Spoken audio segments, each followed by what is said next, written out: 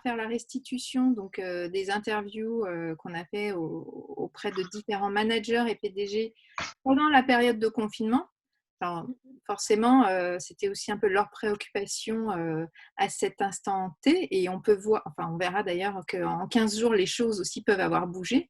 Et puis, on ouvrira un petit peu la discussion par rapport à vous, comment vous voyez la reprise, quels sont pour vous les facteurs clés de succès, en essayant d'orienter la discussion vraiment sur le côté manager, parce que bien sûr, on se doute bien que pour tout le monde, la question de fond, c'est la reprise de l'activité économique, assurer la sécurité, le côté sanitaire. Mais aujourd'hui, on va dire qu'on n'est pas trop là pour parler de ces aspects-là, mais plus vraiment de oui, la relation manager-manager, comment garder du lien, la cohésion, communiquer, etc. Donc, plutôt, voilà, au début de la présentation, on va être sur un mode un peu voilà, où nous, on vous transmet de l'information. Donc, n'hésitez pas à intervenir si vous voulez, soit par le biais du chat pour converser, soit vous pouvez bien sûr intervenir, prendre la parole. Et puis, on aura un temps d'échange un peu plus spécifique sur voilà, la dernière demi-heure où on pourra échanger tous ensemble. Donc voilà, on va commencer, hein, Carole. Ça arrive Ouais, là, il y a encore tranquillement. quelqu'un qui se connecte. Voilà.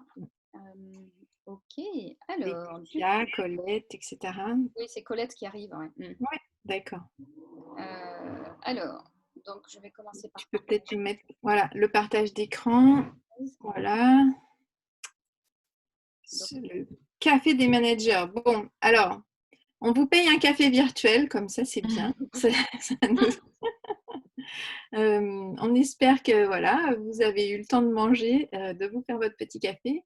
Et puis, on est en tout cas vraiment avec Carole et moi-même ravis de vous accueillir aujourd'hui, d'avoir ce temps d'échange encore à distance pour avancer. Donc, comme je vous l'ai dit, on part sur 3/4 d'heure pour finir vers 2h15. On a interviewé avec Anne Billotte, qui malheureusement ne peut pas être là aujourd'hui avec nous, une dizaine de managers. Donc Anne, elle est freelance dans le secteur culturel et elle nous aidait régulièrement sur des interventions en présentiel. Et donc on s'est dit, finalement, c'est intéressant de faire une restitution sur ce qu'ils nous ont dit et puis voir aussi un petit peu ce que vous en pensiez, quelles sont les leçons du déconfinement et comment, ce qu'on disait un petit peu avec Hubert en préambule avant que tout le monde arrive, finalement, comment on aborde cette période finalement assez importante qui est la phase de déconfinement pour construire ce fameux après. Voilà, qu'est-ce que je veux dire? Ah oui,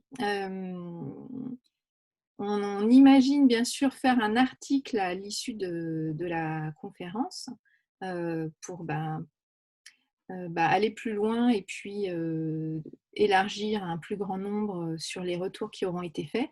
Donc n'hésitez pas à nous dire si vous êtes OK ou pas OK pour qu'on vous cite. Donc ça, vous pourrez nous mettre des petites informations dans la zone de commentaires. Je trouve que c'est intéressant si on peut rebondir dessus. On a aujourd'hui la joie d'avoir Fabienne qui est journaliste avec nous. Si tu veux faire un petit coucou, tout le monde ne te connaît pas. Bonjour à tous et à toutes surtout. Ravie d'être là avec vous et puis hâte de savoir un petit peu ce qui s'est dit dans l'étude et puis qu'on puisse échanger après avec plaisir. Voilà, merci. et Donc pour normalement, ceux alors excuse-moi Valérie, je la vois pas encore. Normalement, elle est connectée. Catherine, tu es connectée? Non, peut-être pas. Voilà, on attend aussi Catherine Touvenin. Elle a fait une tentative de connexion. pour C'est l'instant on Catherine est qui est aussi voilà, blogueuse avec un blog qui s'appelle Paris à l'Ouest, voilà, que vous connaissez peut-être, voilà, qui va nous rejoindre du coup. mais là, ce qui est bien, c'est qu'on a un peu toute France, justement. On a des Lyonnais, on a des Parisiens, on a Marseille, on a une Colette. Marseillaise. Voilà. Voilà. Donc, c'est bien. Ok. Et d'ailleurs, dans les gens qu'on a interviewés aussi, on a essayé de ne pas rester centré sur Paris, donc d'avoir des gens un peu de toute France et dans des secteurs d'activité différents. Donc, l'ordre du jour, c'est finalement la restitution de ces interviews menées pendant le confinement.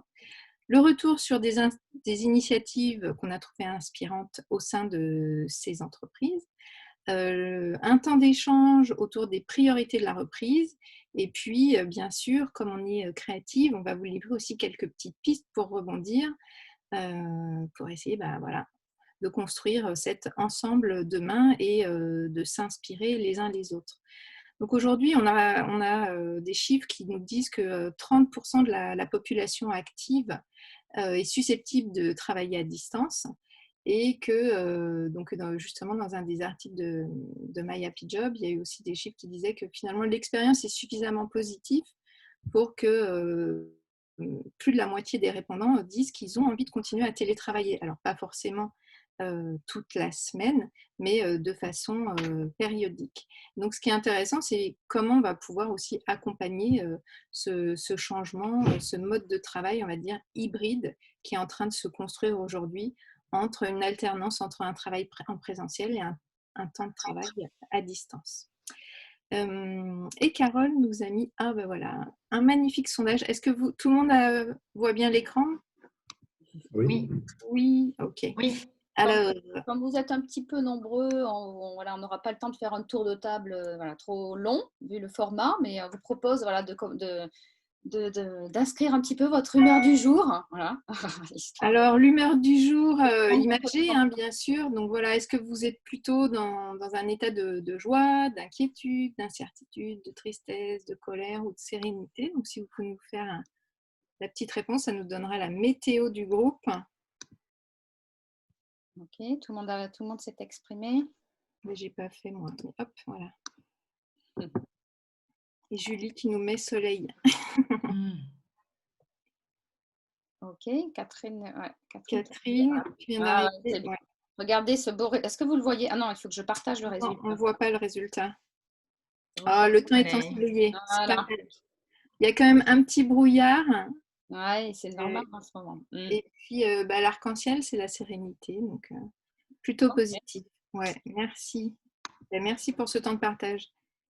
Effectivement, comme on est nombreux, on ne va pas faire un tour de table, mais ça permet de voir un petit peu dans quel état d'esprit vous êtes aujourd'hui.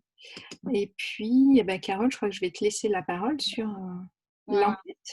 Alors, du coup, on a effectivement, comme disait Valérie, on a pris le temps pendant cette période de rester en contact avec des clients et grâce à une partenaire également à rentrer en contact avec d'autres entreprises qui ne nous connaissaient pas forcément.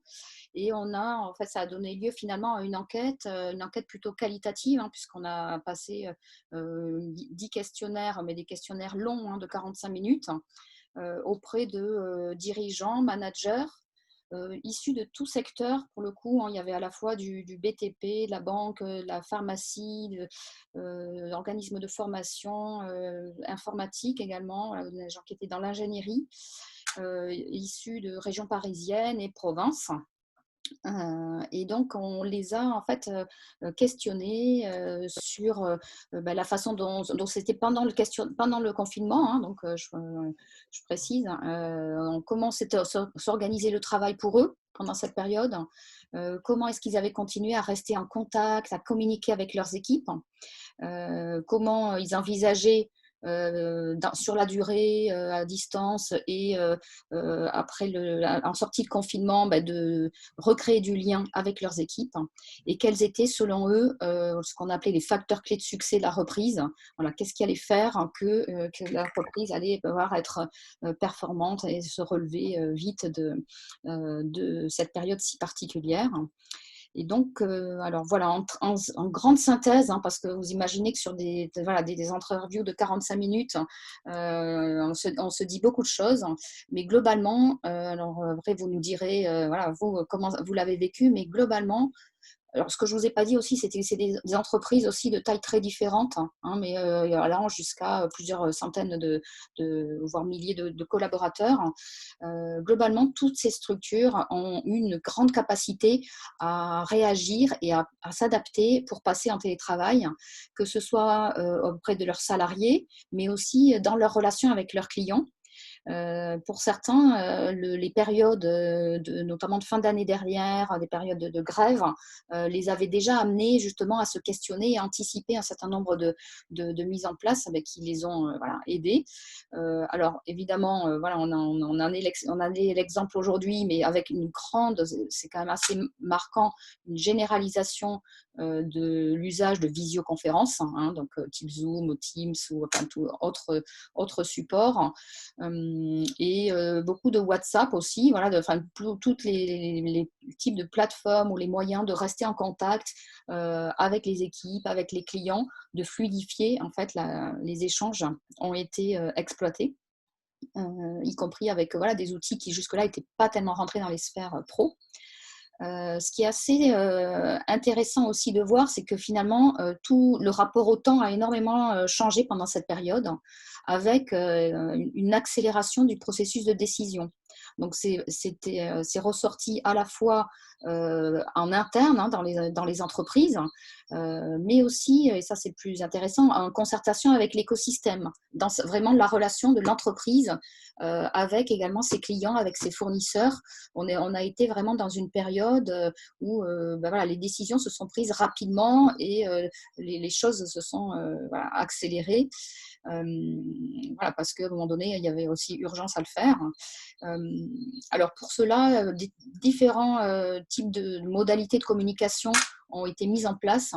Là, pour le coup, difficile de faire ressortir un type de communication saillant parce que, alors au-delà, la seule chose qui est commune, c'est qu'il y a eu vraiment la mise en place d'informations descendantes, claires, du top management vers les collaborateurs pour vraiment informer au fil des semaines des mesures mises en place, voilà, des précautions mises en place, de l'évolution envisagée.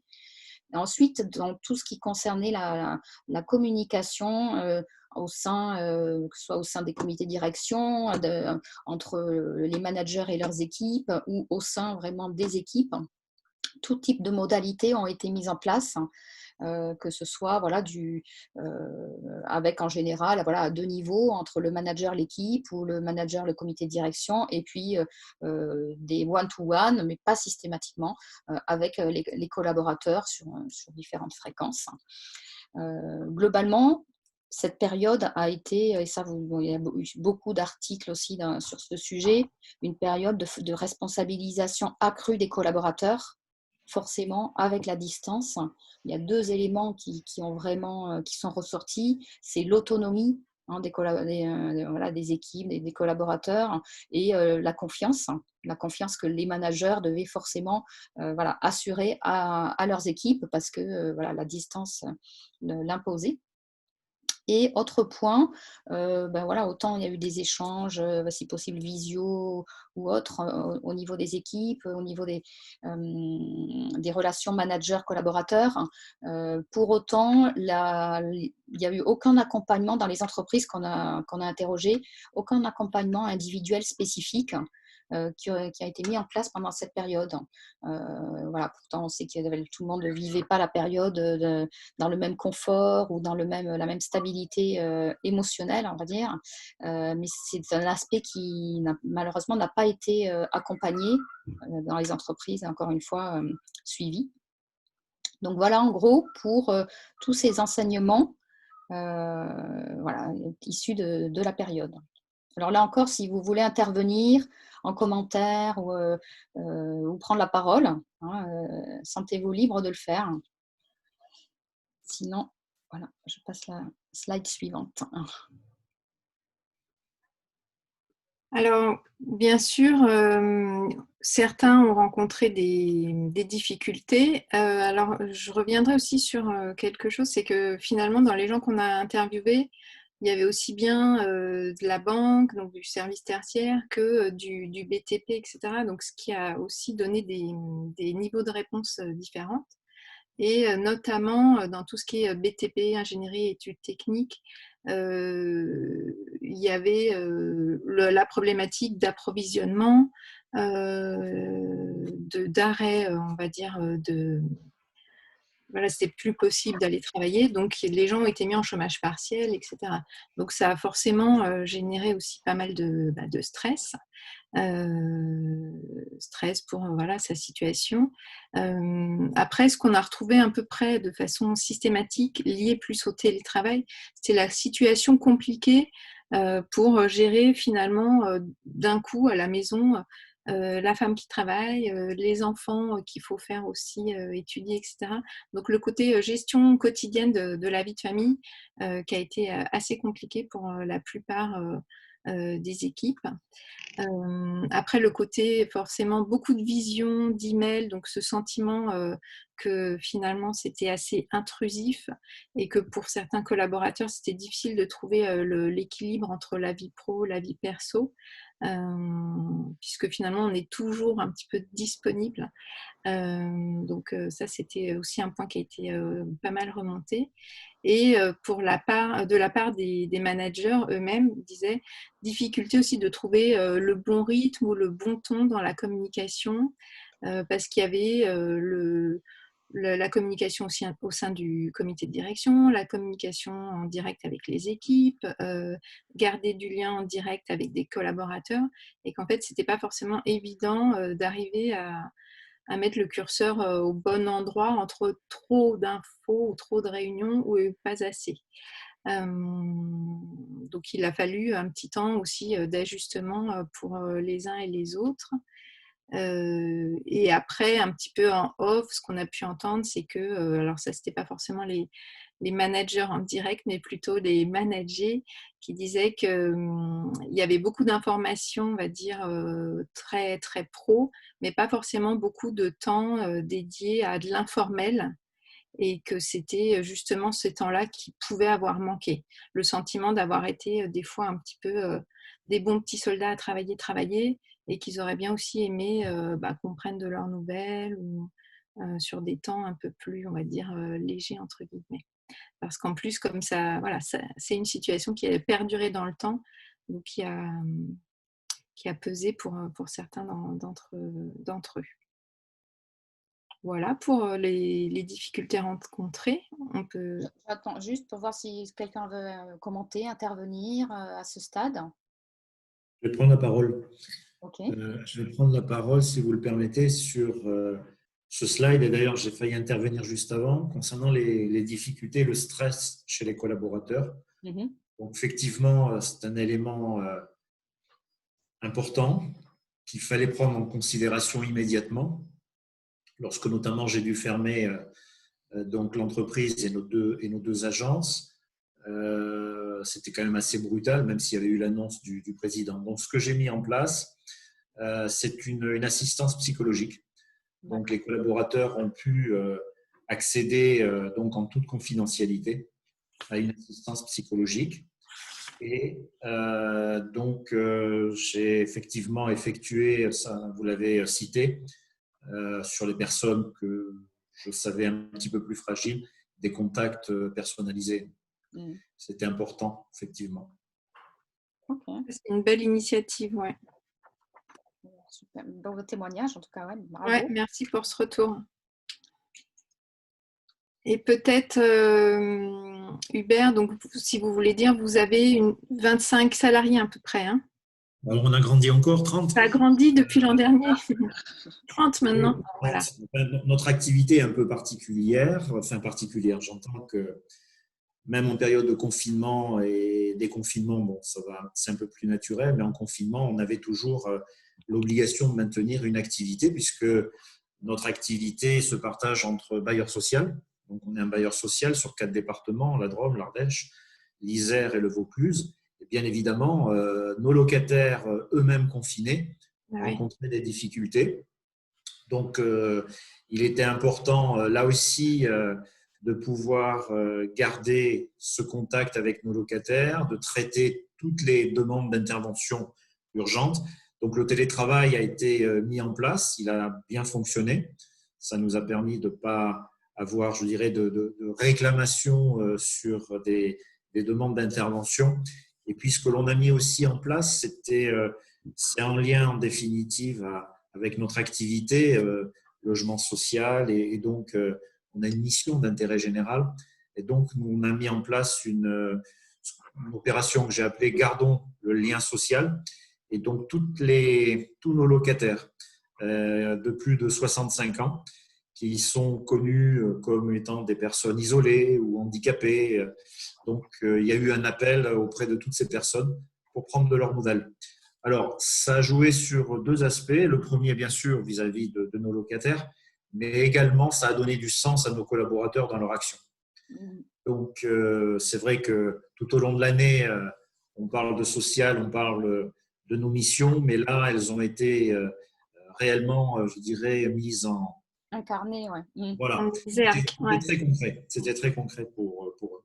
Voilà. Je peux peut-être compléter.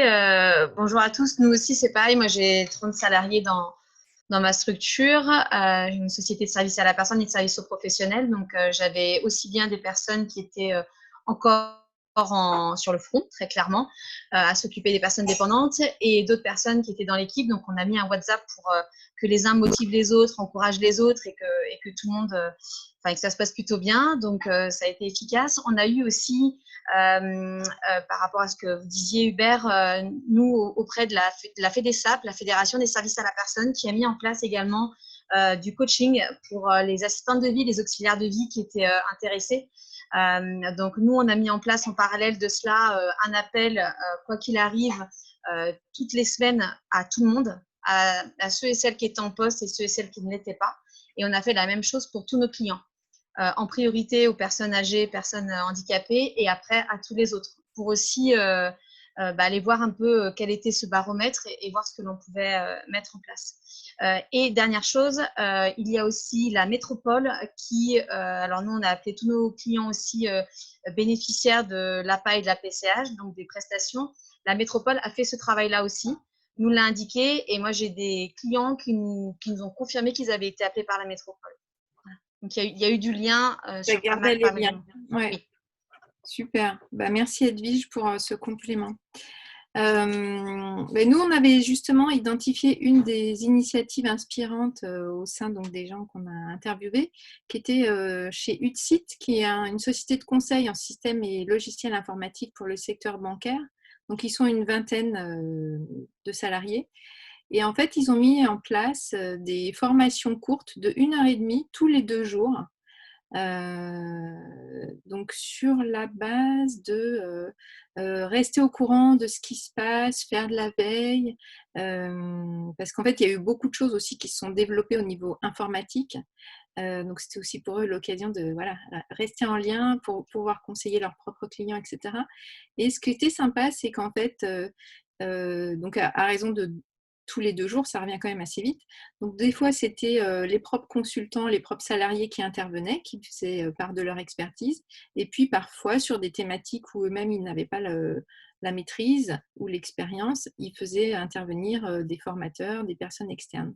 Et en fait, ça, le manager a dit que ça avait vraiment boosté en fait, la culture d'appartenance à l'entreprise et que ça a donné aussi de la respiration, l'impression de s'enrichir, d'apprendre.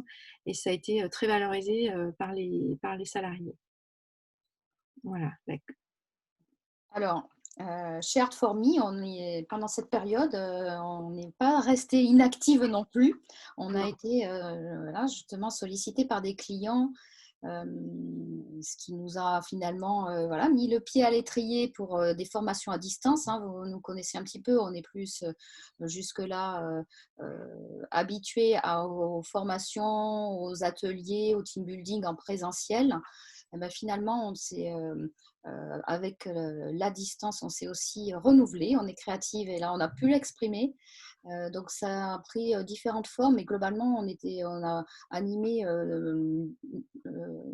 je sais plus combien en nombre, mais on a formé une centaine de personnes finalement dans cette période avec des ateliers thématiques apprenants qui étaient tous basés autour d'outils créatifs. Donc, que ce soit pour former aux techniques de management visuel, au mind mapping, au sketchnoting et être plus dans l'accompagnement de l'apprentissage de l'agilité, de développer aussi la confiance et l'optimisme avec des outils créatifs, tels que le mind mapping par exemple. Et on a avec nous Julie aujourd'hui qui fait partie de la société Garance, qui est une mutuelle.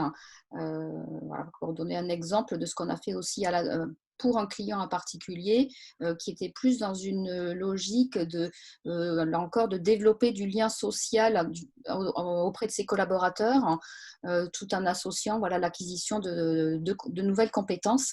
Donc, on a animé un atelier à distance sur comment organiser son travail, s'organiser grâce au mind mapping. Donc, ça a été l'occasion de faire se connecter des collaborateurs, là encore, qui étaient issus de différentes régions de France, sur d'autres sujets que des sujets du going, enfin, comme des sujets vraiment d'actualité. Je ne sais pas si Julie, vouliez Tu prendre la veux dire parole. quelque Ouais. chose? J'étais à l'atelier. Bonjour. Voilà. J'étais à l'atelier en plus et ça a beaucoup plu parce que nous, au niveau de Garance, on avait mis en place effectivement plusieurs ateliers et c'est toujours à jour puisque, comme vous le précisez, nous à Garance, on est sur la France entière avec des conseillers par département. Donc, il y a des départements qui sont encore confinés. Donc, on est en fait toujours sur des ateliers qui sont soit mis en place par des structures comme les vôtres, avec lesquelles on avait déjà travaillé, ou alors avec des salariés qui partagent en fait leur savoir-faire ou leur passion pour animer des ateliers divers et variés, même des cours de cuisine.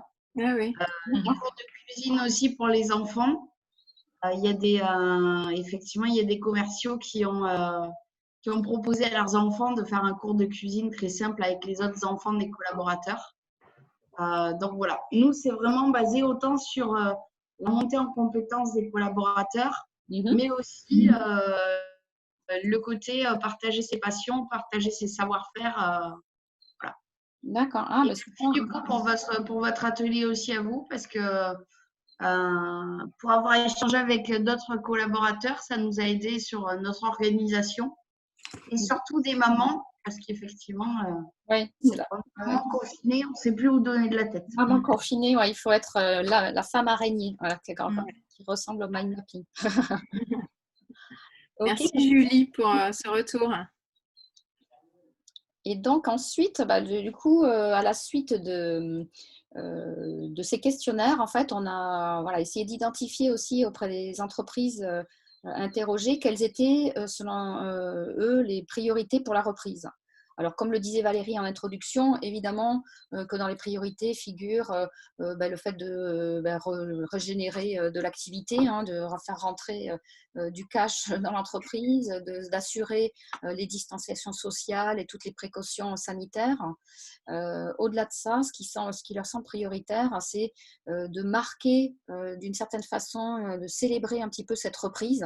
Alors même si on n'est pas tous en présence, mais de ressouder les équipes avec aussi peut-être un temps qui soit un temps de libre expression, pour que chacun puisse aussi, on va pas célébrer en faisant comme si de rien n'était. Il y a une parole malgré tout à laisser s'exprimer. Ensuite, on a vu que la communication, c'était peut-être la communication au sein des équipes à distance, n'était pas forcément la chose la plus simple à mener dans la façon de doser la descente d'informations, l'échange, l'écoute. Donc là, ça fait partie des questionnements si on s'inscrit sur la durée sur du travail à distance. Les managers, les dirigeants sentent qu'il y a un vrai sujet sur trouver une façon de communiquer efficacement. Donc, il y a évidemment entretenir sans avoir le contact direct, entretenir la motivation des salariés. Et malgré tout, parce qu'il y a quand même aussi ce besoin de retourner à une activité la plus efficace possible, le fait de maintenir une efficacité opérationnelle. Et ça, on a remarqué que ça passait souvent dans l'esprit des managers par justement apprendre à s'organiser efficacement. C'était notamment dans le BTP, en disant maintenant les chantiers reprennent, il faut être sûr d'être parfaitement opérationnel pour anticiper anticiper la supply chain, les appros, la remise sur le terrain des équipes. Donc vraiment, voilà, cette efficacité opérationnelle. Alors, Valérie, je te laisse la parole. Ouais. Mais en fait, oui, là, sur le dernier quart d'heure, c'est vraiment un moment qu'on voulait partager avec vous. Donc, la slide qu'a présentée Carole, c'est vraiment le retour de voilà, cette dizaine de personnes. Et on voulait voir avec vous qu'est-ce qui vous semblait être les priorités. Et puis finalement, on a commencé à réfléchir en se disant, bon, on va essayer de mettre un petit peu ça par catégorie. Finalement, quels pourraient être les facteurs clés de succès du management à distance? Et là, c'est le côté coaching de Carole qui a pris le dessus. Elle a dit, voilà, on va prendre un côté ce qu'on arrête de faire, un côté ce qu'on veut développer, qu'on fait déjà, mais qu'on pourrait faire mieux, et puis un côté nouveau. Qu'est-ce qu'on veut mettre en place? Qu'est-ce qui finalement nécessite qu'on y consacre du temps pour se former, pour apprendre à... Donc ça, on l'a préparé un petit peu nous en amont, mais ce qu'on veut là aujourd'hui, c'est voir avec vous qu'est-ce qui vous semble important. Alors, si on peut rester peut-être un peu voilà, dans les grandes lignes, et puis après, si on peut rentrer dans un détail plus concret, comme l'ont fait Edwige, Hubert et puis Julie, en donnant des exemples concrets, parce que c'est aussi comme ça que les uns les autres, vous vous entendez, vous dites « Ah oui, tiens, ça, je ne sais pas, la montée en compétence avec le partage des passions, des choses comme ça, du savoir-faire, ça peut être quelque chose que j'ai envie de mettre en place au sein de mon équipe. » Donc, qu'est-ce qu'on a mis dans le j'arrête de? On a mis la hiérarchie pesante et la réunionnite. Bon, on ne s'est pas trop avancé. Hein. Qu'est-ce que vous verriez d'autre à mettre à la poubelle? Qui va un peu avec la hiérarchie pesante. Moi, des retours qu'on a eu de manager plutôt que de manager, c'était d'en finir avec les réflexes qu'on a au bureau, c'est-à-dire de présentéisme et de je mets la réunion à 18h. Tous ces vieux réflexes ont parfois perduré à distance. Et du coup, je pense que c'est le moment peut-être d'en finir avec je fais un call obligatoirement à 18h pour vérifier que tout le monde travaille bien et ainsi de suite, parce que ça a pesé énormément sur certains salariés là pendant le confinement, de se sentir clairement contrôlés à distance, alors qu'on était dans une période où il y avait les enfants à la maison, il y avait besoin aussi d'une flexibilité qui n'a pas toujours été au rendez-vous. Donc je pense que ça, c'est vraiment à repenser en matière de souplesse, et donc d'en finir peut-être avec les vieux réflexes, en effet, qu'ont maintenu en tout cas certains managers. Ok. Merci. Merci Fabienne. Ça va de pair, oui, avec la confiance, avec l'autonomie accordée aux collaborateurs, où on voit qu'il n'y a pas qu'un modèle, il n'y a pas qu'une façon d'être efficace, voilà. Et sûrement pas que la présence en tout cas. D'autant que pour l'instant, de ce que j'ai lu en préparant, il semblerait que justement en télétravail, les gens ont été plus efficaces. Donc c'est un temps différent en fait. Effectivement, il s'étale peut-être moins dans la journée, mais en tout cas quand on y est à fond. Et donc a priori plus concentré, plus efficace. D'autres remarques ou d'autres retours de ce qu'ils n'ont plus envie de faire? Moi, j'arrête de... C'est qui parle? Pardon, c'est Julie. C'est Julie Garance. D'accord, ouais. J'arrêterai en fait de faire ou d'envoyer des PDF avec des présentations pour présenter soit une démarche d'un logiciel ou d'expliquer quelque chose. Je partirai plus sur des visions en fait, où en partageant l'écran en fait, on arrive à expliquer un logiciel ou un document, ou du coup même plus des fois à faire des visioconférences effectivement avec des partages même de documents, de fichiers. Ouais. Au lieu d'envoyer un simple mail, de partager directement des fichiers sur les plateformes telles que Teams, que nous on utilise à Garance, parce qu'effectivement le document reste lisible à chacun, et chacun en fait de chez lui, ou quand il le souhaite, peut le remplir sans qu'il y ait une deadline, sans qu'il y ait une hiérarchie derrière pour savoir s'il a bien fait son travail ou autre. Donc ça, c'est vrai que c'est des réflexes à... C'est le fait de travailler avec des outils partagés, en fait, c'est ça. Hein, ouais, c'est ça. Collaboratif. Ouais. Et ça évite aussi l'avalanche de mails, c'est-à-dire que au lieu d'envoyer plusieurs mails dans la journée pour en effet transférer les présentations, je pense qu'on a tous besoin d'alléger nos boîtes mail, surtout à Ouais. distance. Donc tout ce qui peut, un coup de fil plus rapide, des outils partagés, de la messagerie instantanée si c'est pas trop intrusif selon les horaires. Mais je dirais que le réflexe là aussi du mail à tout va doit Ouais. aussi arrêter. Ok. Bon, je crois Ok. que là-dessus, Bon, sur le j'arrête, je pense qu'on a à peu près les Ouais. idées. Sur le j'apprends, donc forcément, il y avait tout ce côté, en fait, bien sûr, le manager, c'est déjà dans son quotidien de travailler sur la cohésion, mais travailler la cohésion à distance, c'est encore autre chose, en fait, parce qu'il faut s'adapter à des nouveaux outils. Comment développer la motivation quand on est physiquement pas ensemble, etc. Donc, nous, ça nous a semblé être des préoccupations et des choses, en tout cas, sur lesquelles il fallait être vigilant pour continuer à travailler en mode collaboratif, communiquer efficacement. Et il y a des outils donc, de management visuel qui sont beaucoup développés, mais qui demandent un petit peu de prise en main pour pouvoir les utiliser. Donc, je ne sais pas quels sont vos retours sur ça. Si vous vous êtes auto-formé pendant la période de confinement, j'imagine un peu c'était test and learn, non Magali? Je te vois Oui. donner. Oui. Oui, bah, nous, en fait, donc, je travaille dans l'événementiel et on n'était pas du tout, on n'est pas du tout dans une entreprise qui, d'habitude, est favorable au télétravail. Donc, on n'était pas du tout habitué à travailler comme ça. On est beaucoup en mode projet, en réunionite. Donc, ça, c'est effectivement quelque chose qu'on va essayer d'arrêter et de travailler différemment. Et donc, on n'avait pas l'habitude de travailler avec ces outils collaboratifs type Teams ou Zoom. On a dû du coup se former, s'auto-former un petit peu. Et tout le monde a joué le jeu très, très rapidement et assez facilement, j'ai envie de dire, parce que ces outils sont quand même bien faits. Donc oui, effectivement, ça a été. Enfin, pour moi, c'est quelque chose que je trouve très positif et qu'on va continuer à utiliser. Parce que je pense que le télétravail, qui n'était pas du tout utilisé en entreprise, je pense, va l'être de plus en plus. Parce que c'est aussi voilà, quelque chose qui, comme vous le disiez, moi j'ai trouvé que mon équipe avait été parfois plus efficace que quand on est au bureau, parce qu'on est en open space et qu'on a du mal à se concentrer en open space. Et que là, du coup, le fait d'être en télétravail, effectivement, c'était peut-être des temps de travail moins importants, mais beaucoup plus efficaces. Et on avait tendance aussi à moins diluer les missions sur plusieurs personnes. Là, c'était vraiment, voilà, chaque mission était sous la responsabilité. Donc, il y a aussi ce côté responsabiliser les collaborateurs.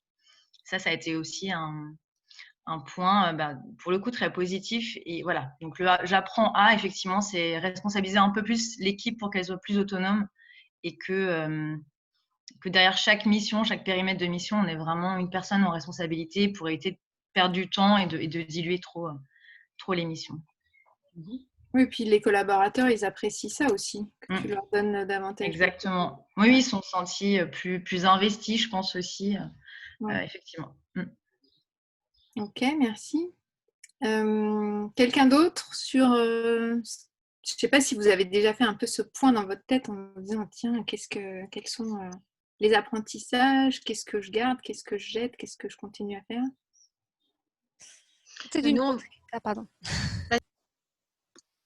C'est qui? Moi, il y avait Laetitia. Laetitia. Ouais, une contribution rapide. Moi, j'ai la problématique d'être déjà à distance de mon équipe qui est à Limoges, qui est une équipe de développement et de production d'outils informatiques. Moi, je suis à Paris. Ah oui. Et donc, on a déjà l'habitude de travailler un peu à distance, mais là, ça s'est exacerbé. Et un point qu'on va garder, c'est tout bête, hein, mais on a une conversation WhatsApp aussi. En fait, tous ceux qui sont présents se disent bonjour, en fait, le matin. Ça peut paraître tout bête, mais le premier qui est connecté, balance un bonjour. Et puis, comme ça, on voit qui est là, qui n'est pas en chômage partiel, qui n'est pas en congé. Et ça reste un petit fil d'Ariane qui, au cours de la journée, permet des moments off Ouais. Typiquement, moi, quand j'ai besoin d'infos, je fais des quiz. Quiz contre viennoiserie à mon retour, bien évidemment, à Limoges. Mais des quiz, j'ai besoin d'infos pour faire l'affichage, pour mettre à jour l'affichage réglementaire. Je fais un quiz sécurité. Plein de petits quiz comme ça, ou des questions-réponses, ou ça va être la blague du jour. Et du coup, en fait, voilà, chacun, on sent tout de suite ceux qui ont envie de papoter, d'être un peu en off, et ceux qui sont concentrés, qui participent pas parce qu'ils sont sur un truc. Donc ça, c'est le point qu'on va garder. Le deuxième point, par contre, la grosse difficulté, c'est d'arriver à travailler sur des projets communs. Moi, j'ai des équipes qui bossent ensemble sur de la création, de la production, et ça a été très difficile parce qu'en fait, oui, trouver, même si on a beau de faire des ateliers en visio, les gens se retrouvent facilement bloqués dans leur avancement, ont besoin d'échanger, besoin de partager, n'osent pas forcément aller contacter l'un et l'autre pour les déranger pour une micro-question. Donc nous, c'est vraiment la difficulté, et je me suis rendu compte que bon, c'est un peu une population assez homogène, hein, de geeks, hein, si je pourrais dire, un gros souci d'auto-organisation. Ouais. Et de priorisation. Ça part un peu dans tous les sens. Les jalons ne sont pas forcément respectés alors qu'il y a de l'investissement parce qu'on a de la maintenance, donc les clients qui appellent, et des projets à faire avancer. Et quand on est tous ensemble sur un plateau, on peut reprioriser, enfin le directeur de prod peut reprioriser, ils peuvent s'entraider. Là, à distance, c'est vraiment super difficile. Donc du coup, voilà, potentiellement on se recontactera, je serai preneuse pour les aider sur comment prioriser et s'auto-gérer, être autonome et organiser son travail. Je pense que moi, typiquement pour ma population, c'est vraiment le bas qui blesse au quotidien. Ouais. Globalement, c'est des personnes assez jeunes ou enfin. J'ai de tout. J'ai des jeunes, justement, qui sont, en fait, ils apprennent beaucoup par frottement. Donc, j'ai des jeunes qui sont coupés du monde et qui, du coup, tâtonnent et perdent du temps parce qu'ils n'osent pas déranger les seniors, et j'ai des seniors. Alors qu'ils sont tous dans le même bureau d'habitude, hein, donc le frottement se fait naturellement. D'accord. Ouais. Et là, effectivement, c'est plus compliqué. Et alors que les liens sont très bons. C'est ça qui est paradoxal. Les liens sont très bons, mais la distance de décrocher son téléphone ou d'aller embêter quelqu'un qui est lui aussi concentré, on ne le voit pas. Donc, du coup, ce que nous, on développe, ça veut paraître un peu bizarre, c'est que moi, des fois, en fait, on se connecte en visio, on fait l'atelier, et des fois, on reste 1 heure ou 2, caméra branchée. Chacun bosse. Mais en fait, on n'est pas tout seul, et puis ça permet de voir ceux qui sont concentrés, de se faire un petit coucou, de se rebrancher en one-to-one. Des fois, on branche les caméras à 2-3 et on bosse ensemble, sans forcément parler en fait. C'est comme bizarre, ça, hein, mais on sait qu'on peut interrompre l'autre, lui poser une question s'il le faut. exactement. Ouais, c'est C'est pas un bête. peu particulier, hein. Du coup, on apprend à pas se recoiffer, à pas, je sais pas moi, à faire attention. Enfin, quand les enfants débarquent, voilà. Mais on éternue bien dans le coude. voilà, mais ça peut paraître bizarre, mais du coup, on a développé ça. Ça fait pas longtemps, hein. Ça fait 1 semaine, et notamment pour des gens qui sont un peu isolés de par leurs activités, c'est plutôt pas mal. Ah, c'est une bonne idée, ça. C'est ce que font les jeunes et les amoureux qui sont en distance. Exactement. Regarder un film à 2 ou partager une soirée Netflix. Exactement. Alors moi, pour compléter ça, c'était aussi sur WhatsApp que je voulais intervenir. Nous, on l'a créé du coup au tout début du confinement, et je pense que ça, on va vraiment le conserver. Et en fait, ça m'a permis, donc j'ai des équipes qui se croisent pas très souvent dans l'année, sauf quand je fais des réunions au bureau ou des événements, parce que chacun est chez son client et voilà. Et en fait, quand j'ai fait mes petites distributions de masques à droite à gauche, j'ai pris en photo et j'ai filmé en fait chaque intervenant, avec son accord bien sûr. Et en fait, beaucoup se sont adressés à toute l'équipe en fait. Coucou, moi c'est une telle, un tel, j'arrive là, enfin voilà. Du coup, ça a créé du dynamisme, du lien, du positivisme, et c'était vraiment chouette. C'était parfois d'ailleurs assez touchant. Voilà. Donc ça me permettait de mettre un visage et une dynamique. Ouais, c'est ça. En fait, dans la slide d'après, en fait, voilà, j'allais vous donner quelques tips, mais c'est vrai qu'on s'est rendu compte aussi que alterner les moyens de communication, c'était quelque chose, ça rebondit entre ce que tu viens de dire, Laetitia et Edwige. Finalement, on est un peu tous passés en visio, et des fois, le simple petit coup de fil, on le fait plus. Donc, c'est bien penser à varier les canaux et les styles de communication, parce que vous savez que vos collaborateurs, il reste unique et vous allez avoir les introvertis, les extravertis, etc. Chacun avec ses personnalités. Et que pour certains, ça ne va pas aller la conf call à 10 et qu'il va falloir garder du lien un peu individuel. Et ce côté continuer à décrocher le téléphone, même si c'est pour 10 minutes, je pense que ça reste important. Essayer aussi d'avoir une communication de proximité, donc ce que tu disais, l'exemple des WhatsApp, Laetitia, c'était assez marrant, je trouve, la blague du jour, des choses comme ça. Certains nous ont dit qu'ils faisaient régulièrement des temps comme un café ou un happy hour, ou comme on a commencé à vous faire en intro, la petite météo du jour, mais pour aussi aller des fois sur de l'informel, et c'est là où vous allez voir les signaux faibles pour capter s'il y a un truc qui pêche chez l'un des collaborateurs. Parce que si on commence tout de suite en mode projet, t'en es où, t'as fait quoi, etc., ça va être un petit peu plus difficile de laisser parler ses émotions ou ses inquiétudes ou whatever. Ce qui reste fondamental forcément, c'est la transparence. Donc, on a entendu des managers qui faisaient des sessions Ask Me Anything parce que ça peut être source d'inquiétude aussi de sentir de la part du collaborateur qu'il est un petit peu déconnecté de ce qui se passe au siège, on ne nous dit pas tout, etc. Donc, c'est des petits moments, allez, shooting, allez-y, posez vos questions et vous y répondez. Alors, si vous ne savez pas y répondre, vous répondez que vous ne savez pas, mais en tout cas, ça peut être pas mal aussi pour éventuellement crever l'abcès s'il y a abcès. Créer des rituels fun d'équipe. Donc, Julie, tu nous l'avais dit, le partage des recettes, c'est quelque chose qu'on a beaucoup vu. C'est là où on voit le côté français. Partage des recettes, des Pictionary, des choses comme ça. À distance, on peut quand même encore faire des petites choses marrantes. S'inspirer collectivement. Donc, ça a été fait chez Garance, chez Utsit, etc. Mais on a vu aussi une entreprise où, en fait, ils partagent du contenu inspirant, type des TEDx qu'ils ont vus, qui ne sont pas forcément que dans l'univers pro, mais un peu plus large. Et donc, comme ça, ils ont un intranet où ils disent, voilà, moi, je vous recommande tel truc si vous vous intéressez à tel et tel sujet. Donc, c'est aussi créer du lien un petit peu autrement et je trouve que c'est assez chouette. Nous, on a... Puis, ouais, pardon, je te coupe un peu. On a communiqué aussi sur des MOOC gratuits, notamment qui étaient organisés par l'AFPA. Ah, voilà. Et pareil, sur des cours de cuisine, sur tout plein de choses, pas uniquement sur notre univers. Oui.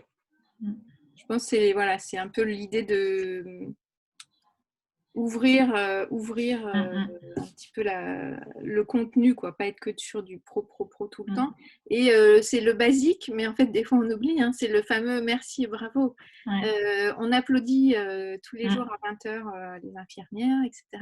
Mais pensez aussi à applaudir vos propres collègues. Et puis, entre collègues, j'ai vu une entreprise qui avait instauré ça, entre pairs.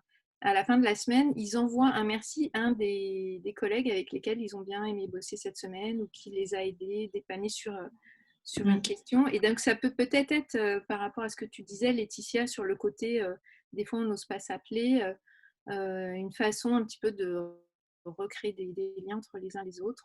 Prévoir ce petit moment, un message, merci, bravo, ça fait toujours du bien. Ok, bon, merci à tous pour ces partages.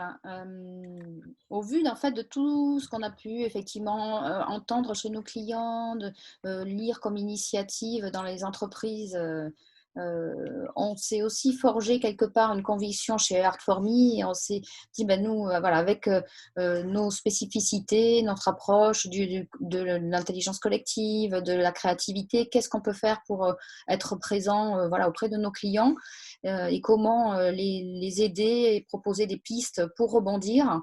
Et donc, on a développé l'idée, ça ne va pas être de développer ça aujourd'hui, mais en gros, on a conçu une offre, élargi notre offre d'ateliers à distance avec toujours l'idée d'être sur des ateliers fun et apprenants.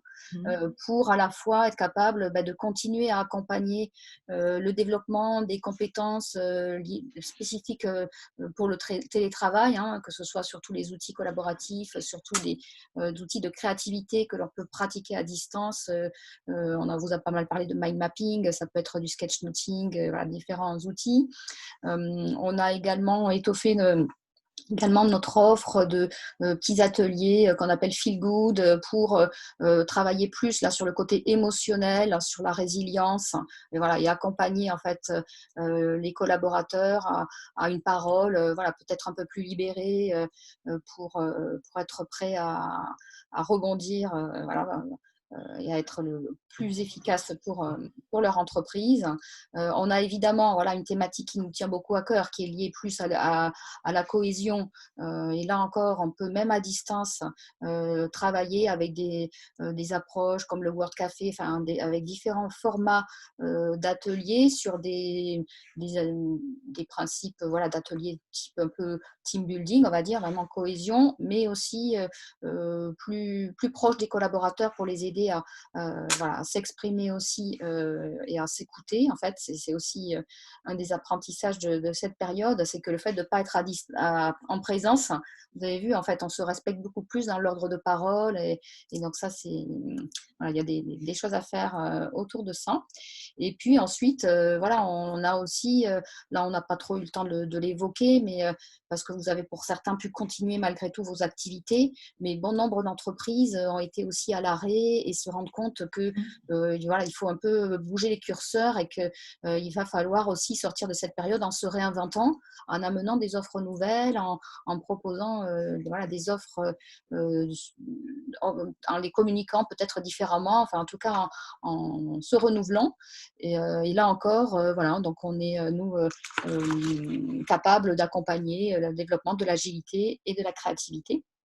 Donc voilà, du coup, voilà, on ne va pas développer maintenant, ce n'est pas le lieu, mais c'était pour dire, voilà, au vu de tous ces partages et de ce qu'on a aussi, de notre ressenti, voilà ce qui nous semble, nous aussi, intéressant et qui peut vous aider, en fait. Voilà. Je te laisse peut-être le mot de la fin, Valérie, si tu veux. Oui, je commence à écrire des petits commentaires parce que certains d'entre nous ont dû partir. Ah oui. Voilà, donc on vous remercie d'avoir été là. C'était un beau moment d'échange, de partage. Nous, on est intimement convaincus que c'est toujours ensemble qu'on va plus loin, n'est-ce pas? Et c'est ce qu'on porte, les valeurs qu'on porte depuis qu'on a créé ensemble Art for Me avec Carole. Donc, bien sûr, on vous enverra les slides. Il va falloir prendre un petit peu le temps, mais on synthétisera tout ce qui a pu être dit sous version d'un article et puis on vous l'enverra, on partagera sur LinkedIn. Et si vous avez d'autres idées qui vous viennent, n'hésitez pas. Et voilà, on voulait finir par une petite photo fun. Donc, Carole, tu nous prends la photo. Voilà, celles qui sont encore connectées, Catherine, Valérie, Julie, je vois que Carole. Ah oui, il faut mettre les vidéos par contre pour la photo. Si vous voulez, on fait l'idée, c'est si on fait ça, on se tient toutes les mains. Il faut que nos mains se touchent. Vous voyez, quand vous vous mettez en mosaïque, vous voyez le. Et ça marche. Voilà. Vert, presque. Ouais, on y est. Alors, pour la photo, il en faut une qui enlève ses mains. Voilà, si vous voyez à l'écran, il faut que vos mains soient vraiment jointées avec le. Ça marche presque. Voilà. Ouais, on y est. Ok. Bon. Merci. Merci à tous. Ah oui, et je vous enverrai un lien Doodle si vous voulez prendre rendez-vous avec nous pour qu'on aille plus loin, qu'on continue à échanger. Et voilà, pour le moment, on est relativement disponible dans les jours à venir. Tu en es deux, on pourra répartir les rendez-vous. Donc voilà, n'hésitez pas.